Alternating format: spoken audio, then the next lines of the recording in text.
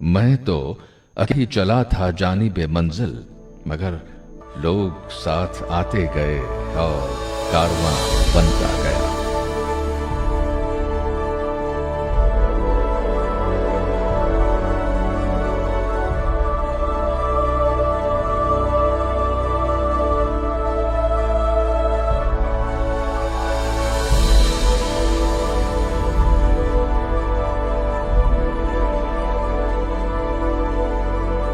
राजस्थान की राजनीति में एक ऐसे युवा पर नजर डालते हैं जिन्होंने कॉलेज की छात्र राजनीति से राजस्थान की विधानसभा तक एक अलग मकाम बनाया और किसानों और नौजवानों के दिलों पर एक छत्र राज किया।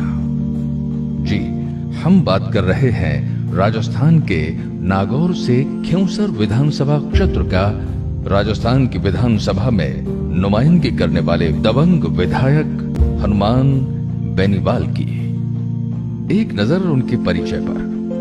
नागौर जिले के छोटे से गांव बरण गांव में किसान परिवार में आपका जन्म हुआ। आपके पिताजी चौधरी रामदेव जी बेनीवाल मूंडवा विधानसभा से 2 बार विधायक रहे। हनुमान बेनीवाल ने अपने राजनीतिक जीवन का सफर छात्र राजनीति से शुरू किया। इन्होंने राजधानी जयपुर में 1993 में राजस्थान कॉलेज के बतौर अध्यक्ष निर्वाचित हुए और फिर तो उन्होंने कभी पीछे मुड़कर नहीं देखा।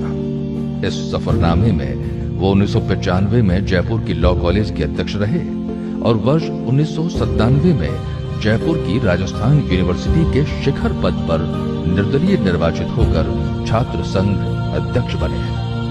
छात्र राजनीति का संघर्ष।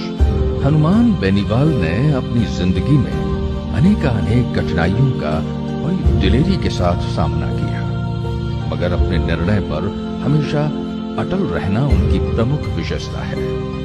वर्ष 1997 में जब राजस्थान यूनिवर्सिटी के छात्रों की 16 गुना फीस बढ़ोतरी की गई तो उसकी मुखालिफत और यूनिवर्सिटी में ग्रामीण छात्रों का कोई आरक्षण नहीं था।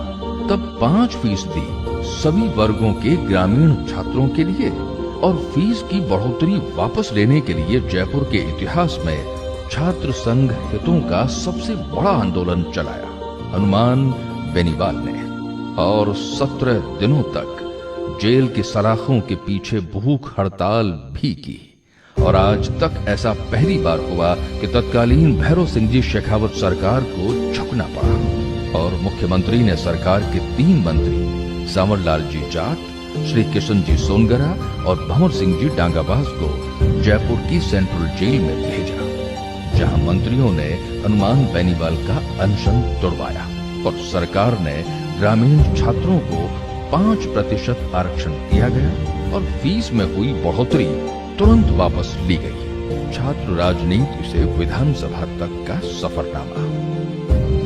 हनुमान बेनीवाल ने सन 2008 में नवगठित खिंवसर विधानसभा से भारतीय जनता पार्टी के टिकट से चुनाव लड़ा और नागौर जिले से रिकॉर्ड मतों से विजयी हुए, मगर पार्टी में उन्होंने सामंतवाद से प्रेरित सोच के अधीन काम करने से साफ इनकार कर दिया और राज्य के किसानों और जवानों के हितों की लड़ाई दिलेरी के साथ लड़ी। और प्रदेश में जहां जहां किसान और युवा पर अत्याचार हुआ वहां वहां हनुमान बेनीवाल उनकी आवाज बनकर पहुंचे। किसानों के साथ साथ नौजवानों के दिलों पर भी राज कायम हुआ हनुमान बेनीवाल का।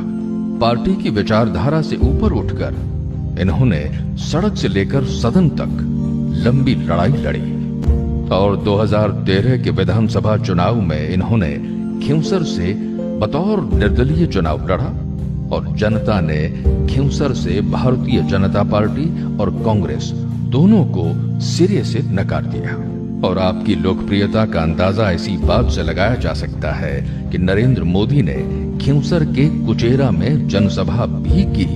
उसके बावजूद हनुमान बेनीवाल ने रिकॉर्ड मतों से कामयाबी हासिल की और लगातार दूसरी बार विधायक निर्वाचित होकर राजस्थान की विधानसभा में पहुंचे। विधानसभा से जुड़े तथ्य। विधायक हनुमान बेनीवाल ने सन 2008 से लेकर 2018 तक राजस्थान विधानसभा के पटल पर सबसे ज्यादा सवाल उठाने वाले, सबसे ज्यादा मुद्दे रखने वाले और किसानों और युवा वर्ग की समस्याओं के समाधान के लिए सबसे ज्यादा लड़ाइयां लड़ने वाले प्रमुख नेताओं में शामिल रहे हनुमान बेनीवाल। विधानसभा के रिकॉर्ड पर नजर डालें तो हनुमान बेनीवाल 200 विधायकों में से सबसे ज्यादा सवालों की झड़ी लगाने वाले और सबसे ज्यादा उपस्थिति देने वालों में से एक एमएलए हैं हनुमान बेनीवाल।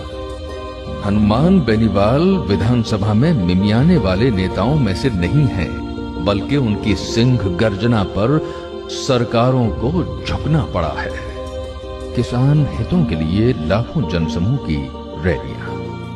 हनुमान बेनीवाल ने किसी दल में न होते हुए भी खुद के बलबूते पर प्रदेश में लाखों के जनसमूह की 4 रैलियां की।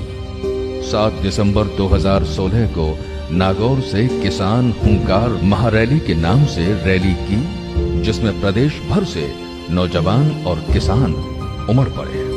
किसानों की संपूर्ण कर्ज माफी, किसानों हेतु मुफ्त बिजली, बेरोजगारों हेतु रोजगार, सरकारी महकमों में रिक्त पड़े पदों को भरने सहित दर्जनों जनहित के मुद्दों के लिए आवाज बुलंद की और इस तरह कारवां बढ़ता गया।